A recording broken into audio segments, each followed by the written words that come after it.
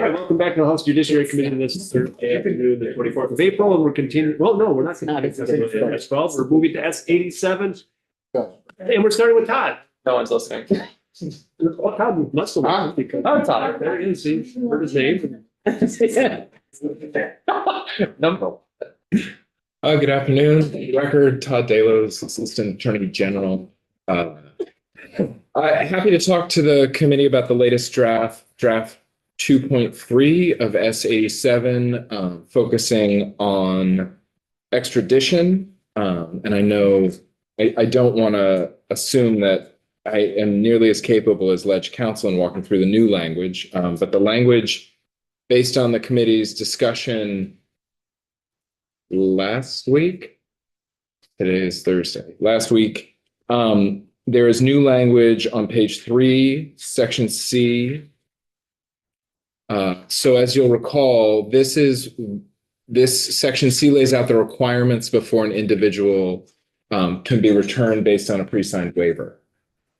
And the clarifying language it starts on lines 20 and 21 and basically says the following 3 requirements have to be met. These are, See which page again? I'm sorry. Page 3 of draft 2.3, lines 20 and 21, just clarifies that somebody can be released without can be extradited without a governor's warrant if these 3 criteria are met. The first criteria, now turning to page 4, line 1, is the same as it was. That's that they have a pre-signed waiver. The change really occurs in subsection 2, and this is in response to the committee's desire to have some judicial engagement when it is a pre-adjudicated crime, or in that case, it would be an allegation, charge, have some judicial opportunity within that. So what 2 now does is say, it's actually the same language at the beginning. If the law enforcement or correction agency has an authenticated copy, and then that last line starting on page line 6 says, here's how we basically determine something is authenticated. And there are 2 scenarios. At least that's the attempt of the language. A says, if they've been charged, but not yet convicted, then it has to go to court and a judge will review it immediately. That may raise some concerns about what immediately means. Is this the middle of the night? I'll leave that to the judiciary to expound upon. But essentially, that's what A says. Yep. Go to the court. And the court is just looking at the facial validity of the documents, not the underlying charges or anything like that. Then if you turn to page 5, B. Can you back up? Certainly. What does the court do when it's supposed to deal with this? So the judge shall authenticate unless they find that the documents lack authenticity on their face. And I guess it can say that they would respond to the law enforcement or corrections agency that the documents are authenticated, but we actually wrote it in the inverse of that, which is to reflect in pre-existing subsection F, that if they aren't valid, 1, you wouldn't meet the criteria under C, but 2, then they would inform corrections that this is not a pre-signed waiver that can be activated. So it's just authentication. It's not validity of the waiver. I mean, is that the same thing? I assume it's not, but. I think you're authenticating that the waiver is signed by the person and that this is the person being held. Those are the 2 pieces: identity and authenticity of the waiver itself. Okay, all right, thanks. So then, Yeah, we're not looking for a judicial process to assess the validity of the waiver, just the authenticity of the document confirming that the waiver was signed. Correct. And I think habeas is, as with any holding, habeas is the avenue that would exist for the validity of the waiver. But also identity is a piece of that, right? If the person says I'm not them, then there's a question around. And our committee has sort of taken the position that we are more worried about the authenticity of a waiver pre-adjudication than the authenticity of a waiver post-adjudication. That was my understanding. I think that seemed to be where we were, yeah. Yeah, okay. I'm just trying to. See page, great. And so exactly to that point, B is if somebody has actually been convicted of the crime forming the basis of the pre-existing waivers, this is page 5, lines 1 to 8, then the Corrections Department of Law Enforcement can authenticate and they move forward. So the only other change, to my knowledge, as I sort of referenced earlier, is on page 6, line 11, which is subsection F. And it basically says, if at any time the Department of Corrections or any court reviewing the documents, and actually I think that reference has to now be changed to subdivision C2A rather than C3, identifies an error, then it has to be a full fugitive from justice complaint filed, or not if the error suggests this is the wrong person or there's another lack of validity to the documents. So the change would be to the document you're looking at, draft 2.3, the change would be on line 12, the subdivision C2A rather than C3. Yeah. Oh, We talked about this before, but it was mine.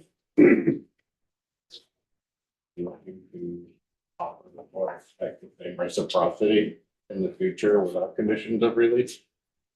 I would defer the answer to that to DOC. At this point, there isn't necessarily reciprocity around pre-signed waiver. The reciprocity is you'll extradite the person using whatever state process it is. Yes, I think we would. I mean, I'm talking Right. pre-adjudication even. If we have somebody who absconds before they're adjudicated and they've signed conditions of release authorizing that term. Again, I'm actually don't have much knowledge on what our governor's warrant process in request of a fugitive from Vermont is and how much of a burden that is. I do believe that when Morgan Rogers testified a couple weeks ago, she said there are 15 to 20 states that accept pre-signed waivers. So it must necessarily be some reciprocity, but I don't know how much exists. I I'm think just wondering if we're gonna start making it acceptable practice. so. You wonder about what? If we would just start making it acceptable practice here in Vermont. Oh, to have the waivers, yeah. No, I that's, haven't signed prior to getting out of conditions of release. I believe it is in certain, I think that's what Morgan testified to. See that? Yeah.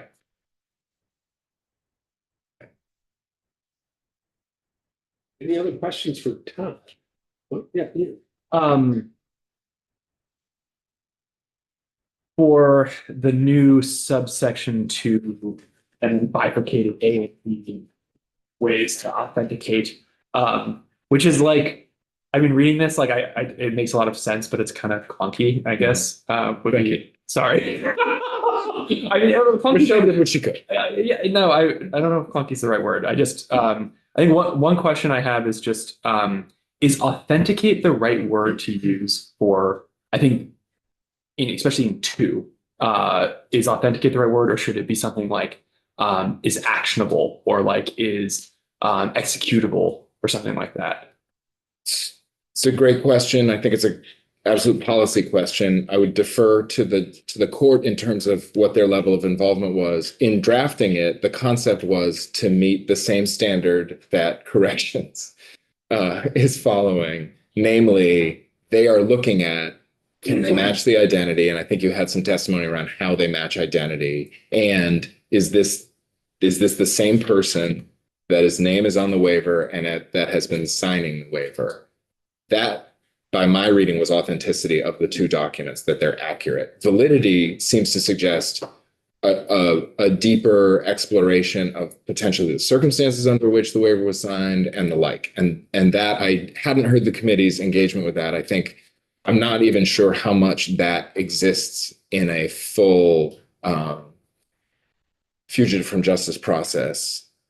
even as it exists under the law now, or especially in a governor's warrant process. I'm not even sure how much one engages in that. And I think the case that we've talked about before, my recollection of our discussion was it hinged just on whether the signature was valid, and that was sufficient to support extradition.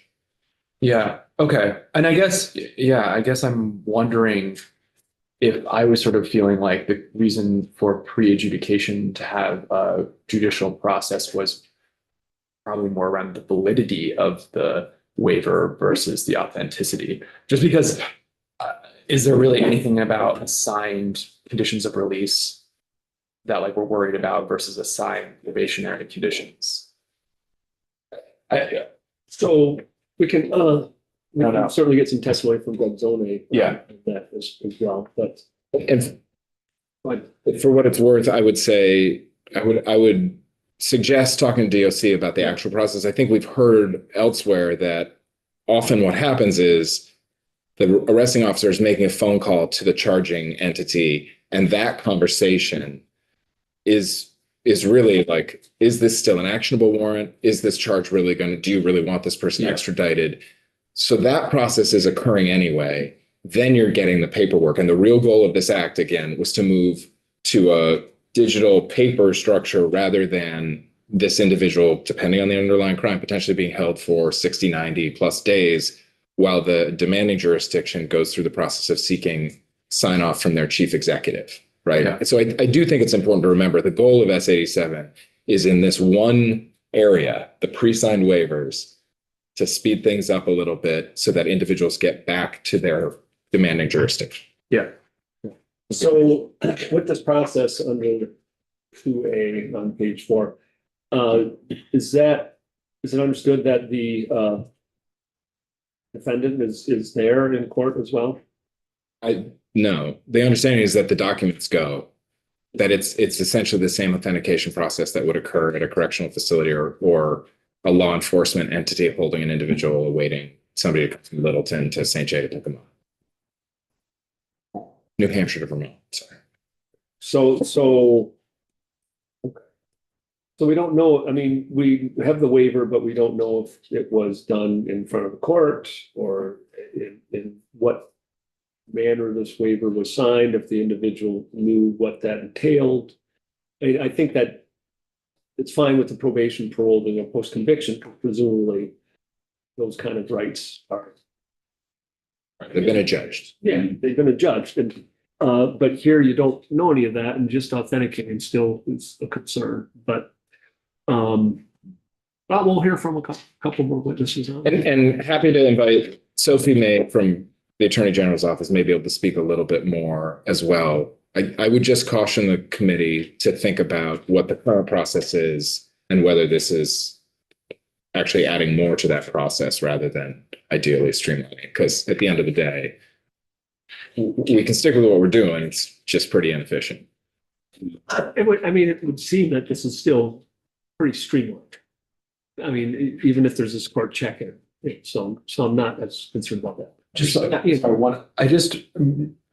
With this analysis on the pre versus post adjudication, have we gotten a number of like how many of these are based on probation violations versus or a post adjudication condition versus? I believe so. We have gotten a number. But it's my recollection that Morgan testified that it is the majority are post adjudication. Okay, I think that was so we're talking about a real little subset of these.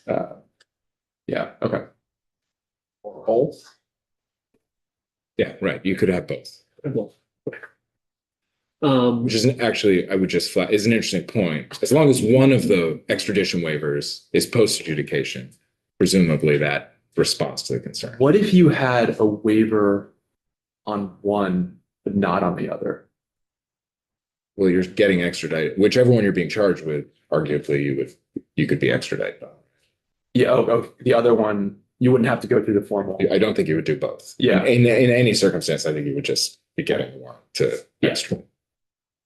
Either one, right? Yeah. Huh. I thought that. Okay. Anything else? Happy to clear.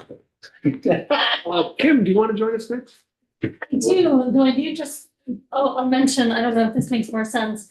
Todd and I worked on this language together, so my comments are gonna be pretty similar. Okay. I don't know if it would be helpful to hear. Yeah, let's have Judge Zonay. And then I could, if it makes sense to them, Right, respond. yeah, if you still have something to say, yeah, no, I Does that mean, make that's, sense? yeah, that's fine. We don't wanna be too redundant here. You don't always do that. Yes. Just, I'll try to set the table for her to say something.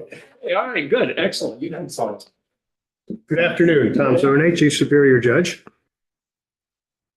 So I think Mr. Deloz asked a question about how much the court had put into the language, and the answer, I think the committee may know, is we didn't. So just a few comments. I am aware that some states do have language that came out of the original S87, which talks about the pre-waivers. And that, I think, New Hampshire has it, Maine has it, and it's very basic and to the point. It's basically the two prongs. In this bill, Section 1 talks about extending timelines, and Section 2 talks the same. Those are policy decisions.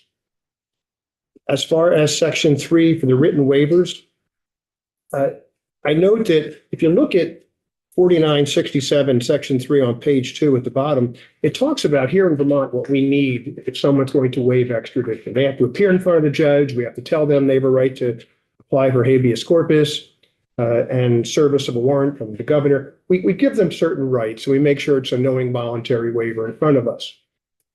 The system that has the pre-filed waivers, if you will, doesn't include that. I would note that there are a number of jurisdictions that have addressed that in their courts and said that's okay.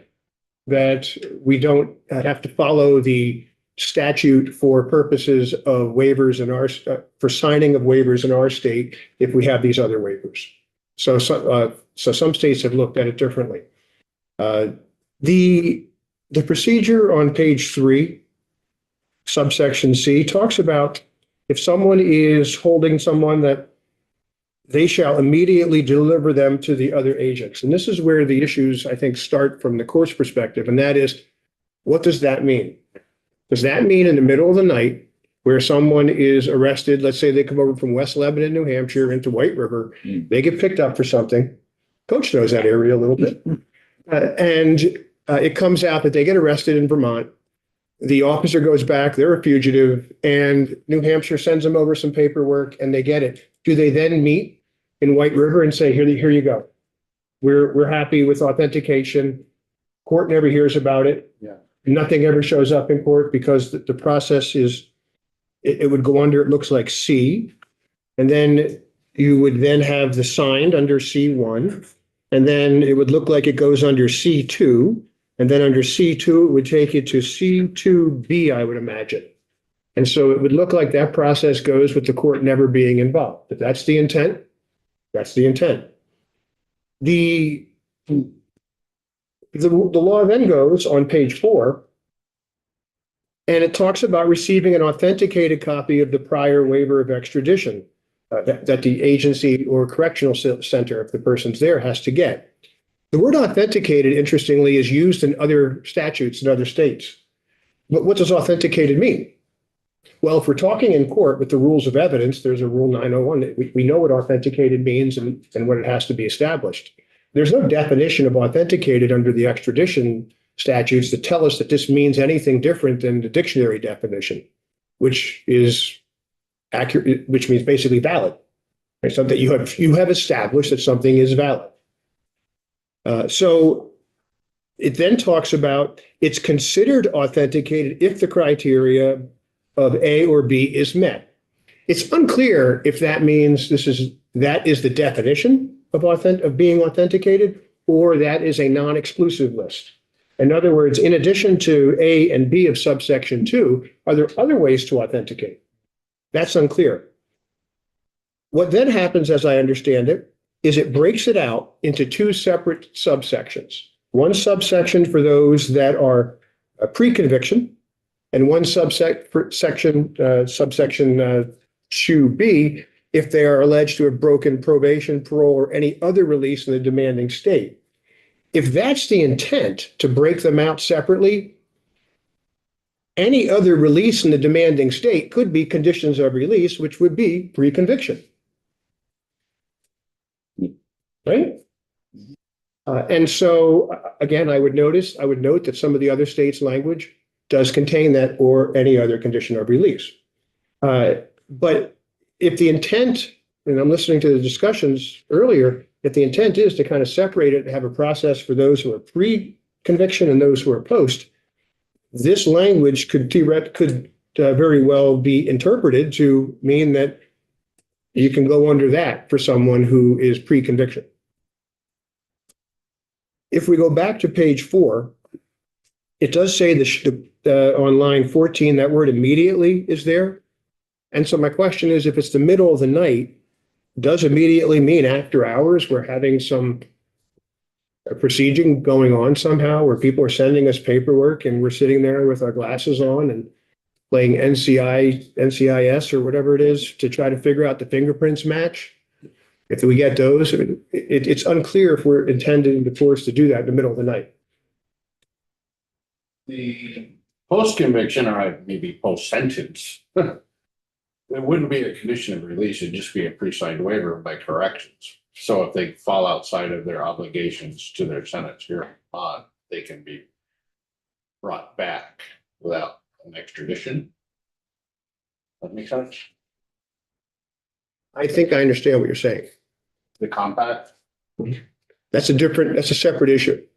So if someone is being supervised in another jurisdiction under the transfer conflict, I thought that was what the corrections part was, the post. we don't address those in court. Right. We address the extradition ones for the ones who have That's where I Had the think jurisdiction. people confusing.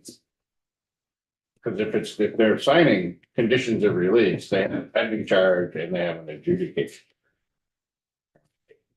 Correct. well, if they're signing conditions of release, they have a pending charge. Right. So it's gonna be pre-adjudication. If it's signing a waiver. But you can also view release as release from a jail. In other Yeah. words, you could look at it and say, well, furlough is a form of release. So there could be you will be released from the confines of the jail on furlough if you do X, Y, or Z. So the word release can cross. That would be a supervisory situation. Correct. Yes, and that would seem to be a term of their probation, parole or other supervision, And they or post-conviction supervision. Well, it's not necessarily supervision because that is a whole process to hand off supervision to another state. They could just have run to Vermont, violating the probation in the nearby state, right? Right. They're under the supervision Vice versa. of somebody, is that what you mean? Like, Not, we have people here under supervision and they want to go out of state, then. they have to ask. Well, yes. So on line 18, when we're looking at this issue of authenticity and for the judges, whether we are supposed to do this in the middle of the night or have a hearing, it says that unless the judge finds the documents lack authenticity on their face. I don't know what that means. In other words, if it's supposed to be Joe Smith who waived it and it's signed Sam Jones, okay, that might lack authenticity. But other than that, what this says is that the court basically has to accept at face value whatever is there. What if the judge has some information on a criminal record check before him or her that shows the person was in jail and the person saying, hey, I was in jail 2 states away the date of that waiver. I never signed that waiver. What happens if that's going on? Well, under this, that can't be considered. The court has to find it authenticated, that you're meeting because it says shall, unless you find that lacks authenticity on their face and shall approve. Authenticity on its face that means 4 corners. It does not mean that you can consider any other information, no matter how reliable it may be. So going to the immediately issue, I know in another bill, we were talking about immediately, forthwith, and promptly, and that promptly seemed to be a better word, because that doesn't mean like at night, it means as soon as you get to it. I mean, so is that a better word to use there, promptly, or is that still? I think a reasonable state's attorney or attorney general or police officer may think that promptly means 2:30 in the morning. Not that I would encourage them to call the judge at 2:30 but I get it. I would say treat it such as a lodging or something. That's what my question, I guess, is there a reason that if the goal is to treat the two categories differently, why bring the pre-conviction category into this? You just treat it the way you always treat it. The next day you go to court, and if there's a waiver, the court can have the waiver and the court can say you waived it. The judge can at that time address the waiver issue. As opposed to having it done after hours, it builds transparency and confidence in the courts when we do something when this individual has had a right to have their attorney, and in the middle of the night, they have no knowledge of the potential for habeas or something like that. And so you give them the opportunity to file that if they have an attorney who wants to do that. If you're not dealing with that many cases, is setting up this type of system, which arguably, I think the word was used was clunky for these types of cases, is it necessary? If the answer is yes, then you do it. But if not, maybe you just go with the individuals who are post-conviction. So it seems to me even, we don't have to throw out the pre-conviction if we have a more robust check-in with the court, where they, like the next day that the next court day after the person has been lodged, that they go in just like, I was going to say like an arraignment, but that's not every day, but they go in and they have an opportunity to say, that's not me, like to say, or, you know, it's 2 states away. You can work this to have it say that if an individual who has issued a waiver before, the court can consider at their initial appearance as to the validity of the waiver and order them extradited based upon their prior waiver. Right. And yeah. And I just don't, presumably, well, how quick, I mean, would the court, if we have language in here that the next day after lodging, the court shall. That's what we do anyway. If they're lodged, they're coming in the next day. Right. And the state's attorney would stand up and say, we have a waiver. And then the judge can either say, yes, that waiver, boom, we're going to enforce it now. Or the judge can say, there's something I want to deal with here. I want to look at closer. So it gives the judge flexibility to address to the specific cases. Right. Next business day, if that's what it says in some parts. Yeah. Next day or next business day? Yeah, next, I mean, I think the next. That's when we bring them in anyway. Yes. I just want to say, if it's that, if you could just do that, why not just do that for all the pre-signed waivers, not just the ones that are pre-adjudication? They're lodged, they go in the next day, we have the court look at their papers and hear from the person who gets to argue something, and The essay says I've got a pre-signed waiver right here, Your Honor. presumably they'll get a defender as well. Right. Yeah. Yeah. Obviously, without having to do the whole fugitive charging process. Right. Yeah. Right. No, it's different, yeah, Coke. So back to your point about White River. The strange things you see at night. I've seen more transfers of individuals going in both directions. What's interesting is it's separated by the White River right at the junction. And State Line Sports is on the New Hampshire side, and the Listen Center is on the Vermont side. When Lebanon is giving us folks, they stop at State Line Sports, they get kicked out of the car, and they're going, I'm serious. I know. And the next thing you know, they're there, with our guys. And then when our guys are moving the other way, they drive across the river over the state line, and the transfer happens right there. It would be fascinating to see what's going on behind that, or if there's just this, even one of yours, man, or because it really seems like that more so than, and I'm looking at my colleague at the I other end. usually go to the way station on the New Hampshire side.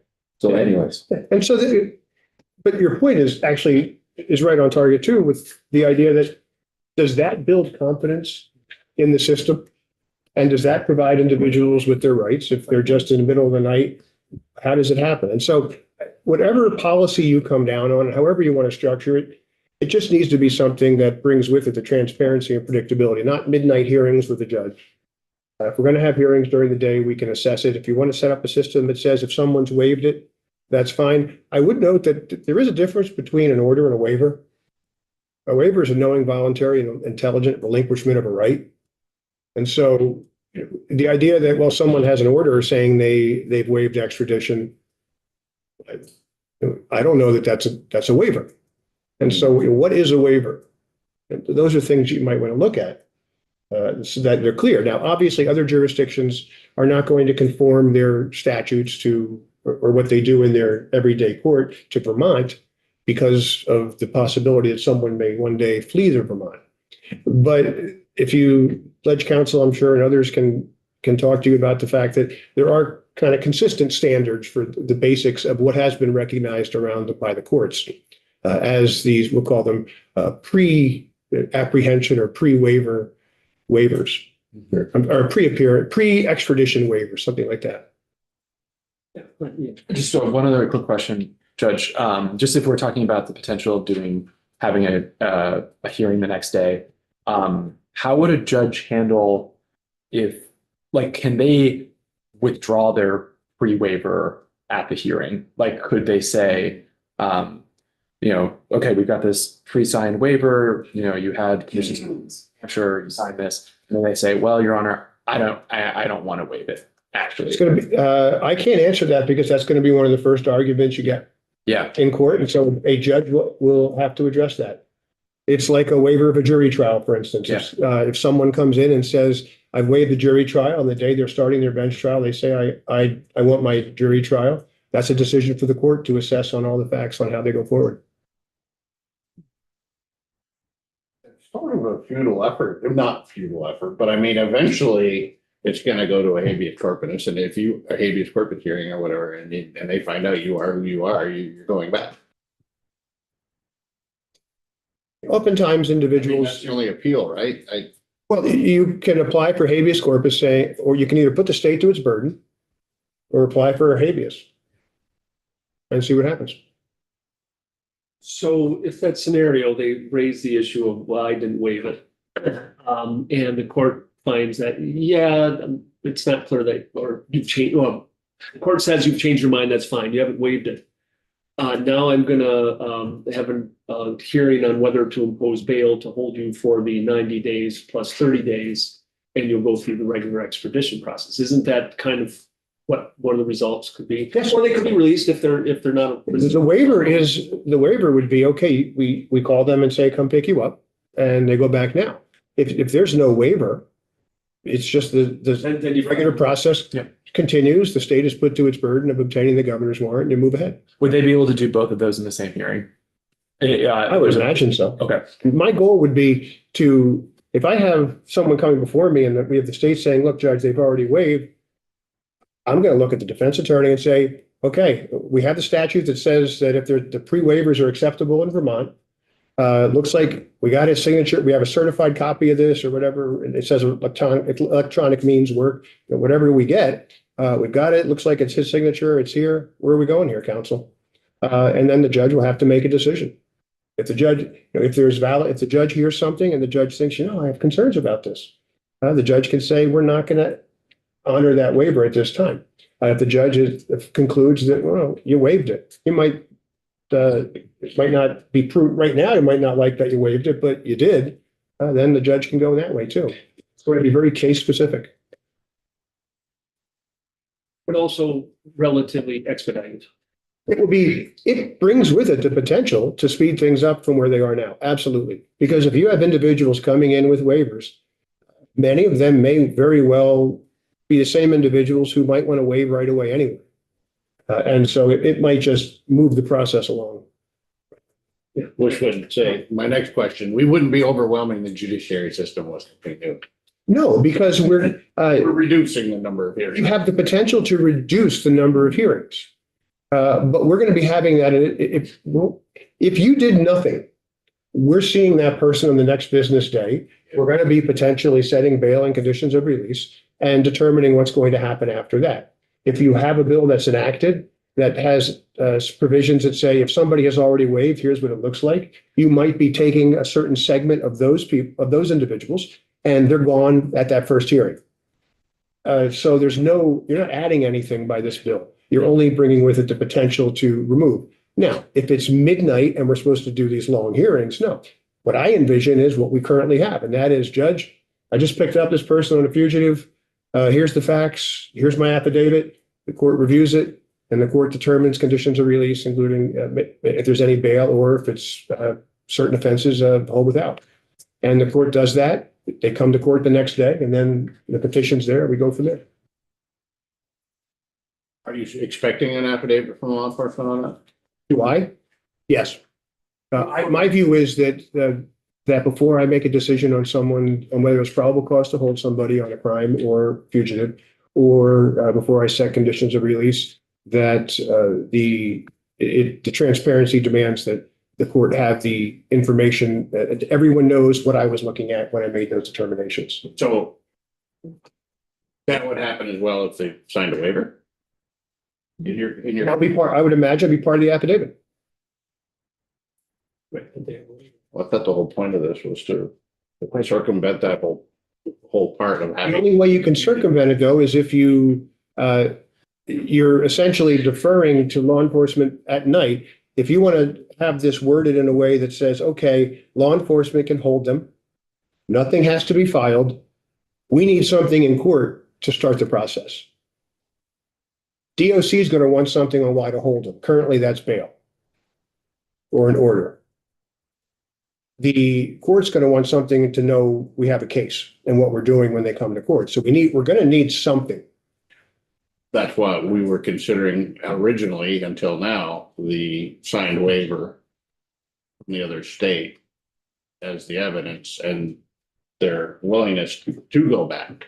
But wouldn't the affidavit be fairly straightforward? Picked up the person on this warrant. Fugitive affidavit, arresting people on fugitive affidavits, this might be a different construct, but the current ones are very involved with the information that we have. The officer, I would imagine, still has to have the basic information that he or she would have to give to the judge to pursue a fugitive, because there are certain things that have to be determined in order to be a fugitive to go back. Right, it's like 7 points or 8 points or something that we have to research from the other state.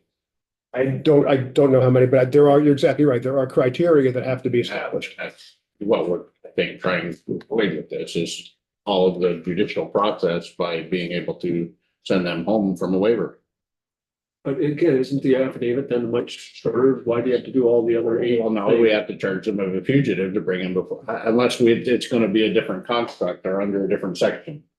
Right, yeah, the idea is not to bring him as a construct, but if the court needs an affidavit that says, Right. pick this guy up and here's the waiver, and we've looked at the fingerprints or whatever that you're already supposed to Well, you're do. adding in all the points pretty rapidly. Well, but this is what you're supposed to do anyway on subdivision 2. Why bother? Other than we're just gonna send them back the next day versus go through our process. Well, you'd have to prepare all this and do it if you tried to send it, if you needed to call a judge at night, you still have to do something like this. And for the judge to be able to assess whether, if you have something that's not even an extraditable warrant, because later on in the bill, it talks about an extraditable warrant, but up front it doesn't say that. Right, well, okay, so in our initial conversations, it was the officer, is notified upon checking NCIC, there's an extraditable warrant out of Pennsylvania. You make the contact, you talk to the right people, they said, yeah, they waived their right and are willing to be extradited back before you caught them. And we basically do that, but we thought we would add in a court stop for safety's sake, I guess. I don't know. You don't have to do that under the post adjudication if they're under correction supervision, because you have the compact. So can there be a different way of approaching the court than, saying that it's a fugitive from justice? Can we set something up that makes it clear that if the law enforcement officer is able to do what Tom just said, that can go to court with an affidavit for an extradition pursuant to pre-filed waiver, pre-waiver, or whatever. Hearing on waiver of extradition. Hearing, yeah, something that, If the court denies, if the court determines that there will be no waiver, that the court determines that it's not a waiver of extradition, where do we go from there? The state would have to file, but we'd have to have some, at that point, you'd need something to be holding the person. It would simply be nothing more than an affidavit that says, here's the waiver attached. Is all I can say. I mean, you may want to have something that you pick the person up or whatever, but you know, so. Yeah. With a copy of said out of state warrant. Right, right. So just one other question on just thinking about the court process that we're sort of building. So right now, when someone comes in this process, there's basically a discussion that's like, would you like to waive extradition? Like, no, I don't want to. Okay, so we're gonna set a bail or whatever. That's like the whole process, and or conditions of release and that. So we would be adding on to this if there was a waiver, pre-signed waiver, a discussion around whether that pre-signed waiver is actionable or not. Would that force a defendant to have to testify? No, Okay. the defendant can't be. Or not forced, I'm sorry. It's not the right word. Would the defendant have to testify if they wanted to challenge the validity of the pre-signed condition? That's a determination for the defendant and their attorney. They may have somebody sitting in the courtroom who's a witness who could testify Yeah. on their behalf. So that, But it couldn't be simply like their attorney being like, Your Honor, my guy had no idea what he was signing when he signed that condition for release. when we do conditions of release, for instance, we base it upon the available information. Yeah. And that doesn't necessarily require sworn information. Okay. We can hear sometimes representations from one side, representations from the other, and say, well, you know, that works, that doesn't work. Okay. We have to weigh out what we get for information. Yeah. Okay. I haven't considered the idea of a different kind of proceeding because you have to have the connection. In other words, if someone's picked up, what's the basis for holding them? Under our extradition law, they're entitled to be released in the middle of the night. Unless a judge says different, basically. The judge has to give them their rights. The judge has to hear the information and make a decision on conditions of release and bail. And so I don't know how you necessarily can develop a system that says you lose that right to release after your arrest for a day or 2 days. Because generally our current statutes do say that you have to be brought before the court. And that's how we operate. We make those decisions. But I think in the compact that has been mentioned before, my understanding is that it's essentially by agreeing to supervision in the other state, they're also agreeing to waiving the extradition rights. And they can be held if they violate the probation and they're requested from the other state. But I think there's a difference. We don't see those cases. In other words, when DOC has a probationer, it is supervising. We don't see those cases. They don't bring them into court and say, Judge, they're accused of violating their probation. That doesn't come to the court. Technically. Because they haven't, for extradition, they haven't fled. They're here with permission. So that's a different road. But the analogy is the fact that the individual can be held without that additional process. I mean, that they don't get the opportunity to seek conditions of release or bail. But that's part of their agreement. They have to sign papers to be able to come here under their interstate agreements for someone to be supervised here. Those are better questions for DOC, but my understanding is that they have to agree that you're giving up these rights and here's what's going to happen. Well, that's what the pre-waiver document is, essentially. That's what I'm saying. The pre-waiver. But my point is that it doesn't seem like until they've had that hearing that we're talking about here, as long as it's the day after they're lodged, the next business day, that there doesn't have to be a middle of the night hearing on whether the person gets released on conditions or bail. That's what I understand that analysis. I think that that's something that Ms. Turner and the state may have some views on.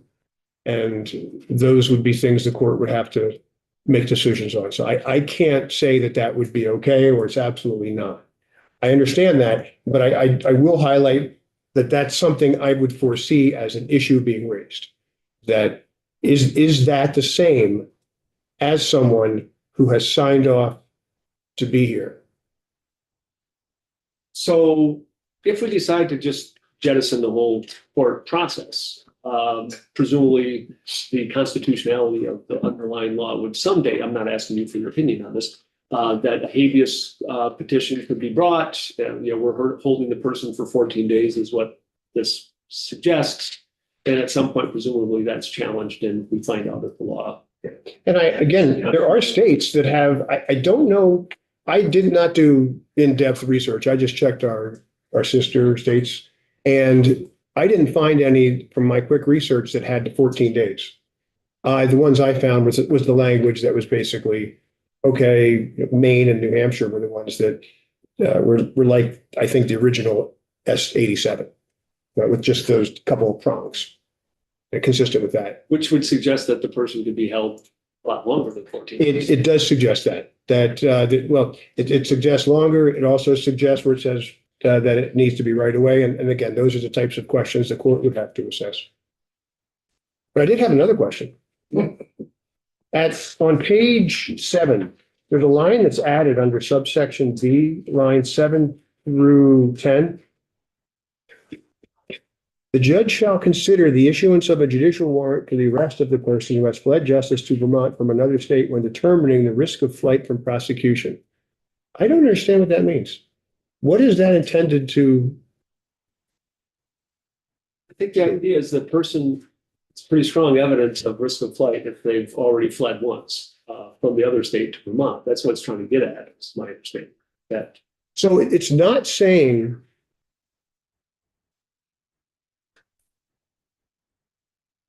What I can read this as is that under those circumstances, I have to consider issuing a warrant.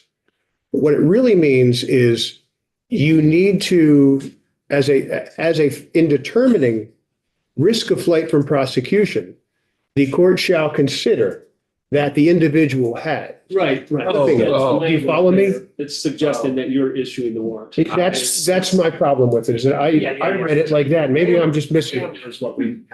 Okay. Great. You get it now? I understand. I Okay. understand what you're, yeah. An unclear antecedent or something. Okay, yes. So those are my comments. Again, of course, many of these issues are going to be ones that the courts are going to have to address, but whatever you decide you want to come out with, I'm a believer in transparency. We have to have things so people know what's happening. Someone should be able to go and look at the paperwork to recreate what occurred and why it occurred. Because I think we gain confidence in what we do in the judiciary when we have that. Thank you. Thank you very much, Judge. Blowing up this whole. Yeah, that's I didn't blow anything. Too late. I'm just kidding. I appreciate your input on this. It's very good. Thank you. Rebecca, if you want to join us, or do you want to talk? Either way. Yeah, go ahead. I'll do there. Thank I think we. Yeah.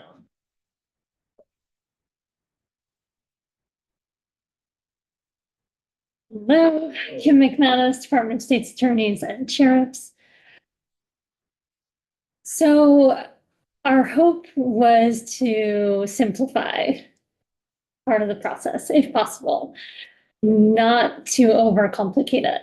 And so if sort of the revisions, that's where we've accidentally gotten to. From our department's perspective, we're comfortable with the idea of a quick judicial review. And to not, bifurcate and then bifurcate again and again. If it's the same process to come in with a pre-signed waiver and that it's essentially the assumption, if there is a pre-signed waiver, is that it is valid unless the defendant has, a reason to present. Basically, the burden's on the defendant to say why this is not valid. And if the court finds that it's valid, then the person's being held until the demanding state can pick them up. If that's where we're heading, we're comfortable with that. And the language that we would need to get there, we would all need to work on that. Our hope, again, is just that with a pre-signed waiver, we're not going through the whole process. So if that's where the room feels that that's appropriate and that works for the judiciary, our department is very comfortable with that. Questions?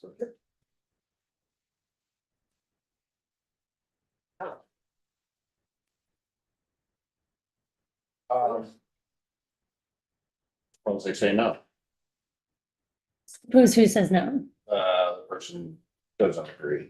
Are we giving them the opportunity to say they agree or disagree with that hearing? Well, I think that's where, again, there'd have to be an argument as to the validity, not just like, I don't like it anymore that I signed this 6 months ago and now here are the consequences. And I think that's where, and what language we would need, I can't think off the top of my head, but there would need to be that it wasn't knowing voluntary, like what, like the court could ask, like, do you remember signing this waiver? Where did you sign it? Who were you in front of? Did they ask you any questions? That's, or if the paper says, I knowingly, voluntarily, willfully signed this, like it says it here. So there'd be some sort of questioning, I believe, would need to happen. A reminder, other than, I'm not happy that the effect is that I'm going right back. But how that would need to be worded, I couldn't off the top of my head state, but it would be an argument in that short hearing. And again, I think as Judge Zone said, if the judge feels something's off, or the defendant raises an argument, I was intoxicated, I was something that, and further information is needed, then, additional court hearing would be needed and or the regular process would need to start. I mean, I think that's That would be the next concern, is then you would have to be scrambling to find somebody to take care of that issue. to find out that information. Well, to find it and document it and create a new charge. Right. But I think to Representative Oliver's earlier point, again, our hope is that law enforcement are not needing to charge this as a fugitive from justice. But I do think, and just a reminder, we laid out what the officer would need to write up, to bring the person in the middle of the night or to the court in the daytime. There is a written statement here, so even if we change that to an affidavit, that has the elements that we believe are sufficient. Could essentially be a form affidavit, as simple as it is. If the language gets us to there, that's what we're hoping for both law enforcement and for the process. Do you have anything else, Steve? It looks like it. All right, Rebecca. Thank you for being here, Rebecca.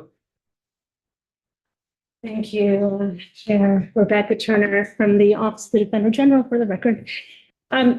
So it's hard to keep up with where we're at with this S87, but listening to Judge Zone's testimony, who really mirrors a lot of my concerns and that I've said before, but there's a lot of lack of clarity in how it's written, but staying more at a higher level. Really the big concern, or it seems like the approach here, is to try to bypass the judiciary period and by way of trying to get expedited proceedings.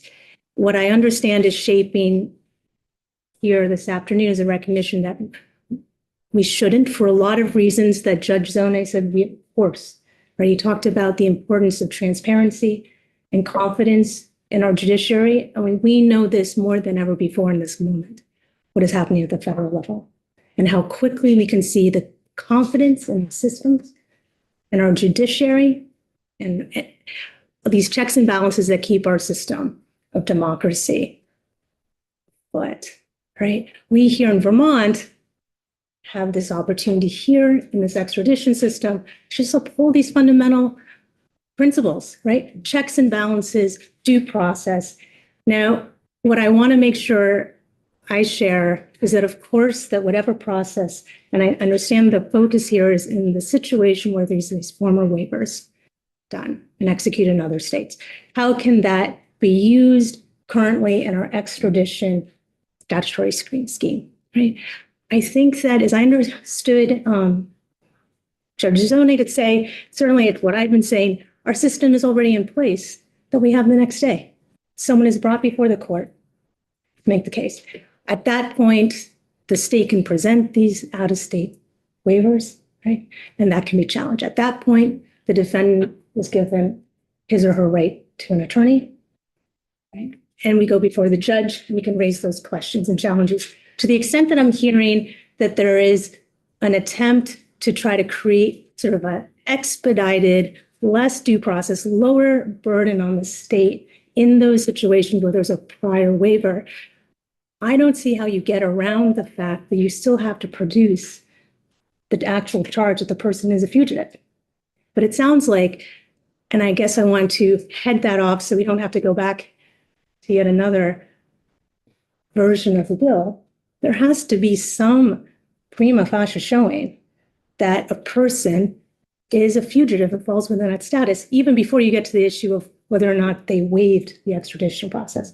You cannot make it that the process to have someone be transported back to the demanding state rest on less evidence and less process than the governor's warrant and the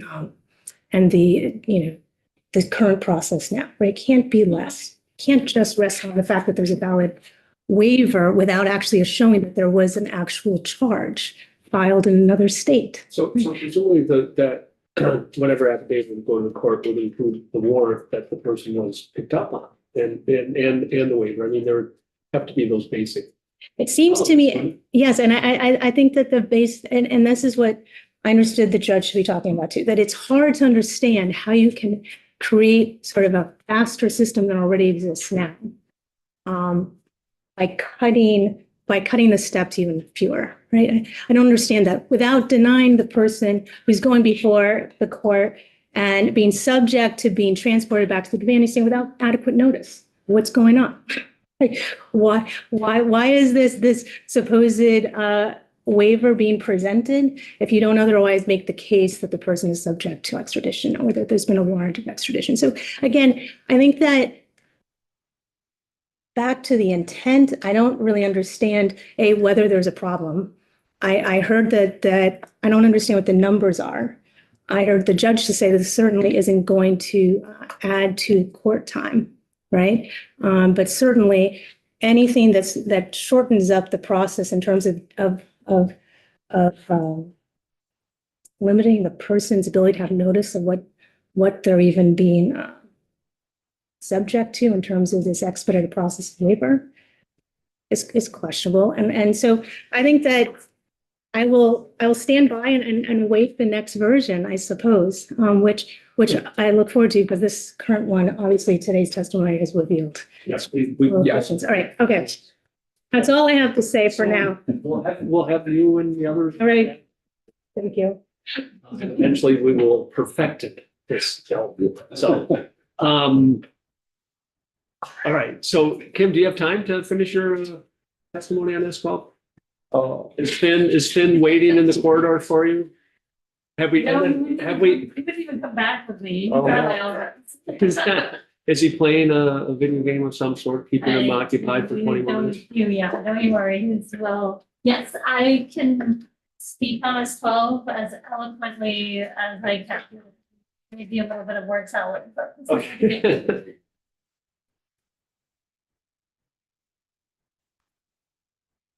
Yeah, if you could join us.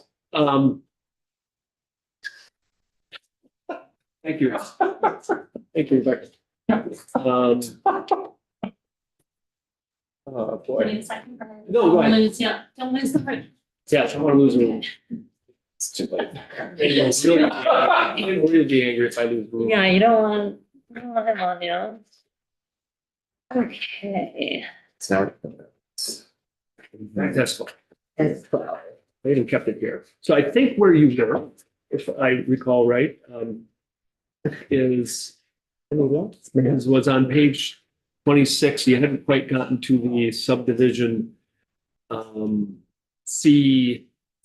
I Right. don't know if you heard, this morning, we're gonna work on language with Michelle where we're taking away the petition process, unless it's gonna be a document that's going to the court, going to public. So the investigation, all that, we would need a petition for that. So if in fact that all, this next draft, from the testimony we've had and from where I think the committee is, we wouldn't need three. I don't think, unless you think there's a way that you would need. So the only scenario, potentially, and I'm going to be thinking out loud a little bit, so I apologize, Well, that's fine. because I did not have a chance yet to listen to this morning's testimony. That'll be this evening's activity, which is fine. It's excellent background music, we shall call it. Obviously. Yes. No, it's yes, exactly. Family activity this evening, required watching. So that's really interesting news. And it may very well, from the law enforcement side, it takes care of the exigent circumstances. Absolutely. The one scenario I would just want an opportunity to think through is for the use in public, where prosecutors would use a sealed record, potentially with very little time to notify the court, would be in a flash site arraignment bail hearing circumstance. So If that's the case, don't you have the court in front of you for the bail component of that? yes, Be the able to question would say, be. we have this sealed document, can you look at it? Exactly, as long as we could verbally do that. And that's why I just need a moment to look back. Depending on how the wording, if we're taking the petition language out and the language is being changed to be used in public, Right. if there's a written component to that, like it needs to be a motion prior, then we would just want some wiggle room there to be able to verbally make that motion, if that makes sense. So that would probably be incorporated into whatever provision we have for that. Right, so when we see that language, that would be just because that was a concern noted, just in my note on exigent circumstances for prosecutors. That would be the one time where we may not have the time to formally write a motion. We're pulling a lot together in a very short amount of time. Often it's verbal and sort of off the cuff. So we would, but as long as it's written, then we have permission to use that. Or it could be along the lines of that the document will not be publicly disclosed, included in court unless by order of court. I mean, then that covers we're not telling you exactly. Right, so it's written or verbal to get that order. I guess the problem with that, though, is then we kind of get back to the issue of like, okay, so you got a sealed record and they can say, I don't have a criminal record, but now you have an open court recorded situation where you got a state's attorney saying, Your Honor, I want to access this guy's sealed record.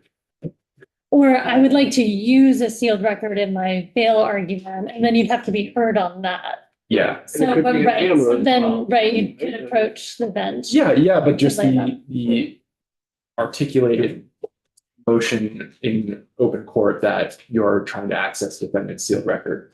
Now, You're identifies referencing that a sealed that record. you're referencing a sealed record, and now, an employer, it's got a sealed record. A person's already kind of in court right now. Oh, that's a good point. That's an excellent point. But you know what I mean? But yeah. Right. So we would just want to think through that and Right. great point, but how we would do that. And I mean, we do it now, like we have under the current Yeah. law, we can reference it, though there is some judges believe that we can and some believe we cannot. So it's not universal at the moment. But that would just be one area we would be concerned about and would want to raise that issue. But you may have taken away all my points, which is maybe what the chair knew, that this would be very easy.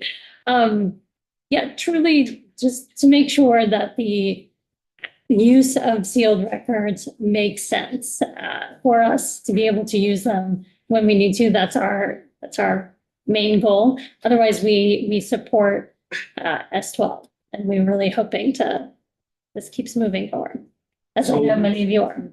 Question, how difficult will it be to get deferred sentences agreed to in plea bargaining if it goes to sealing instead of expungement? Was that a leading question? That wasn't. That sounds, yeah, terribly. Well, I don't know. I think we need to ask a Can I rephrase? attorney. Do you think it's important that, important for negotiations around deferred sentences that a deferred sentence results in an expunged record? But let me rephrase that.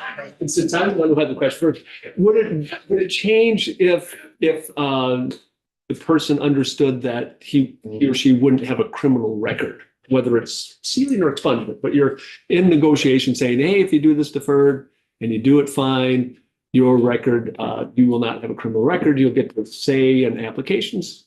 You can decide which one you want to answer. Which version? Yeah, I would say, to be very fair, the average defendant has a very hard time understanding sealing and expungement, right? Like in that moment of deciding, I don't know if whether it's being sealed or expunged is going to be the deciding factor. Deferreds are high risk, high reward option. And the carrot is, I don't have a conviction. It's fantastic when it is appropriate and it works if they do everything that they need to do. I can tell you from a practitioner's point of view, sometimes we get to a deferred as a plea agreement very reluctantly, that it's what we need to do to move forward, but it's the ultimate compromise that nobody's happy about it. And some of those cases, right, will fall into the non-qualifier types that are cases that we would want to know about later down the road. So, would we, prosecutors prefer that those cases were sealed? Yes. We have not, for this bill to go forward, we have decided that's not a point that we are going to be stuck on if those remain in the expunged column. But we would, if we were asked, our preference would be that those two were sealed.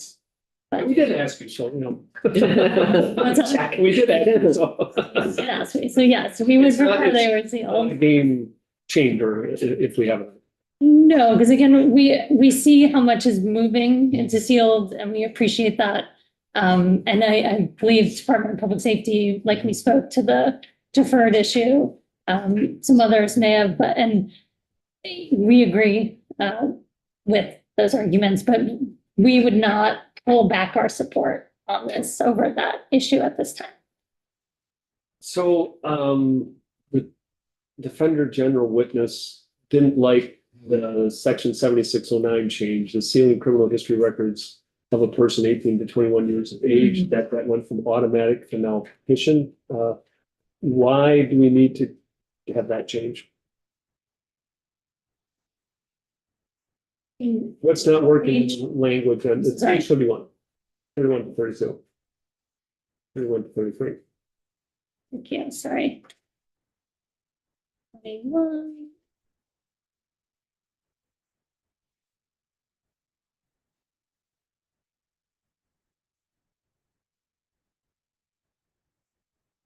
I'm so sorry. 31. 31. Bottom of 31. Okay, thank you. Sorry, I had 21 and I was in the wrong.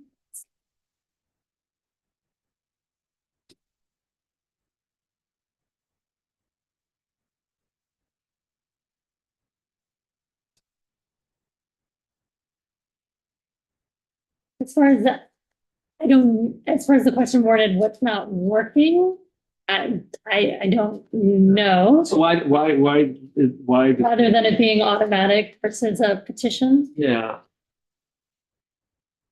Where did, I don't. I don't know where that came from. I know we support, again, these moving to sealing. How they get sealed, I think is less our concern. Okay, And so I don't know. I can ask to see whether we had a piece in that, but I don't recall. Apologize. yeah, I think it's, yeah, the sealing to expungement, but the bigger question is that it was automatically expunged after 30 days. So, okay. Yeah. So is that's working fine, this automatic expungement? I guess I don't understand why it can't be automatic sealed. And as far as how the courts are doing those automatic expungements, I don't know. We get the orders either way, whether it was petitioned or automatic. Yeah. So on our end, and we're getting the paperwork to do or the other. So I don't know if there's an issue as far as how it's working. I'll look and see if that's what was in our bill last year, and we might look with it, and I don't remember why okay, all right. Oh, no. Yes. It was how, It wasn't in there, it was petition. So, but we did. oh. I have it here. How long do state's attorneys have to hold onto their records? So we have a pretty lengthy records policy. So, and it depends on the record. And so I can send you that, but it's different years for different types of records. Okay. That's why I can send you that. I just don't have it memorized, even though I'm the records attorney. Yeah, I'd be interested to see that. Yeah. And then my only I question. can send you tons. And my only other question was just for understanding as we move forward, how to do the language around a flash site or something like that, or a state's attorney using a sealed record. Can you just explain, kind of give a scenario of when they would actually use a sealed record? So you're thinking to they're coming up with a fail argument or Right. and now they want it. So the Yep. sealed record, they can use that and can you just. Sure. So the easiest scenario for me would be in a domestic violence Yep. situation. If I have flash site, domestic violence, maybe aggravated domestic violence, I see that someone has a sealed record and maybe some previous domestic assaults were lowered to a simple assault. Yep. That simple assault sealed, but I know those are domestics. Yeah. And I know that maybe I know it's the same person. Yeah. Right? That they have a pattern of behavior with this person. And if it's, say, an aggravated domestic felony, and I'm concerned that maybe I'm doing a hold without bail argument, and I'm making the argument for the fear of future safety, if I have a pattern of behavior potentially in that would be something that I would want to access if I could. Yeah. Something like that. Yeah. Okay. That's really helpful. And again, cases, and now we would have cases where, a previous sexual assault maybe didn't go to trial. Yeah. But again, same person, or maybe has a similar, sort of pattern of behavior. But again, at the bail hearing, it would likely be a safety issue that, there's been violent behavior. Yeah. And in particular to that person, that would be, for me, one of the strongest things. Yeah. Okay. So in the bill that we passed last year, it did not change the expungement for those 18 to 21 years of age. I mean, I'm fine for going to sealing, but why can't we keep it automatic, automatic sealing instead of automatic expungement? Are people fine if as far as the next version, I'll change that back and then we can take testimony. Say again. So the change from what we did last year, we didn't change the section that's on page 31 to 33 at all. It was an automatic expungement for those 18 to 21 years old if they've fulfilled their, what does it say? Successfully completed the terms and conditions of their sentence. So So that's what would happen, but this bill changes it to a petition and to sealing.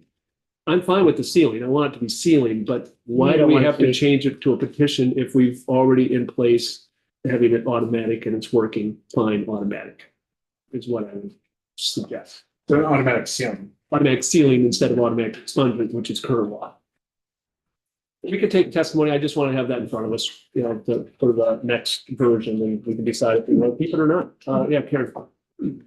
I mean, I support that. I'm fine with automatic, but I just, We're gonna need some testimony of why they did that. okay, but I don't see, it says in here that it was petition last year for the expungement. Am I looking at the wrong thing? Maybe I'm looking at the wrong thing, but if you, No, maybe I'm looking at. so it was page, Should be a future version. so either way, I'm fine with it, but I just Yeah, want to make sure I mean- we're being truthful. Oh, yeah, no, I wanna.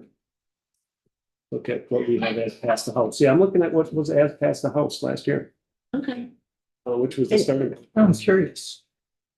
And it would, there be a discussion about expungement versus sealing for the, Sure.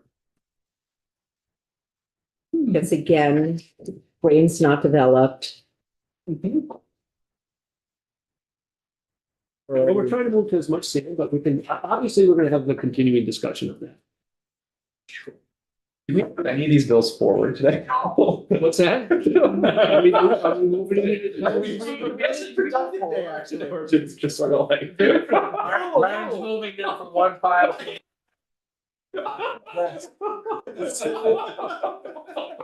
Well, I think we're making progress. We're gonna have something, Before it. we're gonna have something that will be doing a committee conference. And if anybody wants to be on that committee conference, they should start showing up.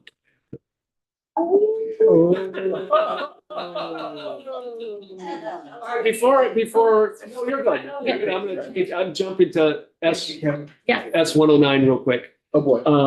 So Tom and I had a meeting with our Senate Judiciary counterparts and Legislative Council and started understanding what we call calendar math, as far as how the heck are we going to get all these things done. And the suggestion from Eric on this particular bill, and he's had a lot of experience on the miscellaneous bill, is to get it voted out by the 2nd of May, which would be next Friday. So there's a couple things that will slow this down, that would make it go to appropriations and would make it go to Ways and Means. And both of those things have a different vehicle downstairs in H222. It's the firearm relinquishment task force or working group, whichever that one is. And it's the sunset on the marriage fee. So I'm going to I've already suggested to Nodder that we might do that, but now I think we'll definitely ask him to put it on H222 so it'll clear the path for 109. Because we want this one to be going back and forth because they're going to put more crap on it. I mean, more really important policies downstairs, and it's going to come back to us. And we need to have that. So that's my plan. Hopefully there's no objection because we will see those when we get 222 back, because it'll have to come back to us because they're putting those things on. No, it's a good idea, well, it has to move. Yeah. So I was hoping to move 87 by tomorrow, but apparently that is not going to happen.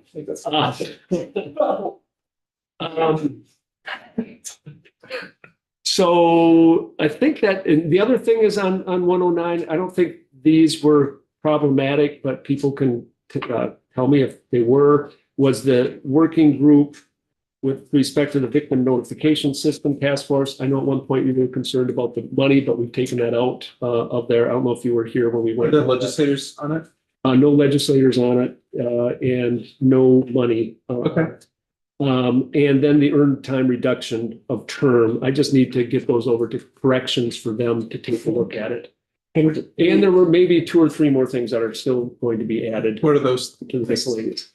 H36 is one of them. And I've reached out to Judge Zone just to see if that's a problem. We'll have them in. Independent legal representative. The H193 still is in play, but it's going to have to move pretty quickly. There's the thing that you were mentioning earlier that Alice did come and That's our- confirm what you were saying? I think those are, H 490. So what's H490? that's the community service on the DUI too. Oh, yeah, if that becomes ready as well. Yeah, which I mean, these are all kind of like, whatever we can see probably on Tuesday of next week, I'm gonna probably schedule these additional things.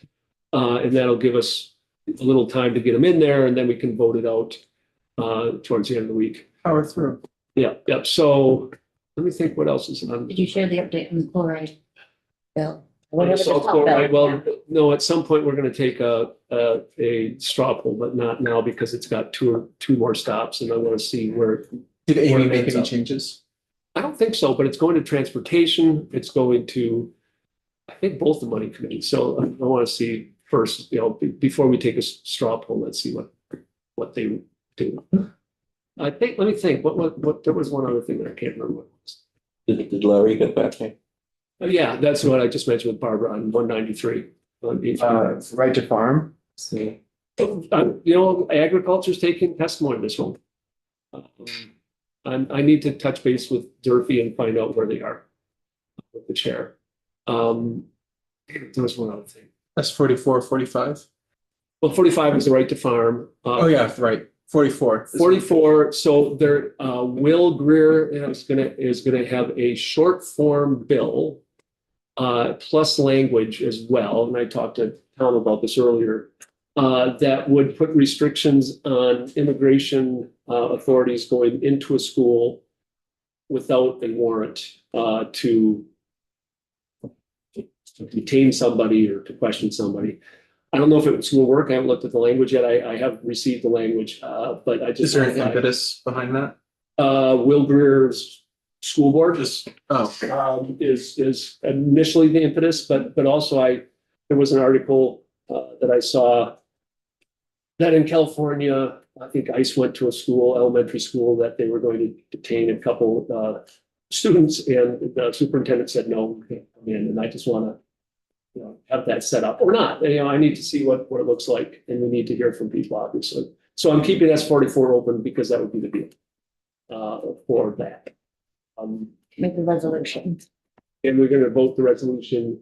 I further postponed that because Angela and Alicia are not here this week, and Angela asked me to postpone it. Maybe we'll eventually vote for that. I think that's it. I know there's one more thing, but yeah, that's all. Yeah. So I think we should really push to get 87 out. So Ian, do you want to work with those people and Michelle? And I think we need to, have somebody from in here to. yeah, I'm happy to do that. Yeah, oh my gosh. All right, we're adjourned until tomorrow at 9. 9. No, tomorrow's Friday. 9:30.